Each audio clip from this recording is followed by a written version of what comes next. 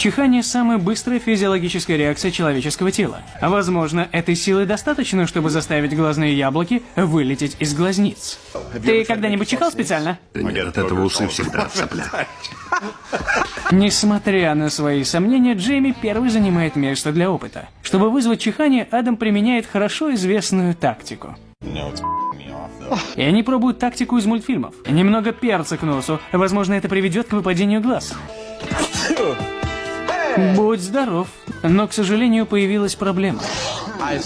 Глаза закрыты. Чтобы миф прошел проверку, Джейми должен держать глаза открытыми. Хорошо, теперь моя очередь.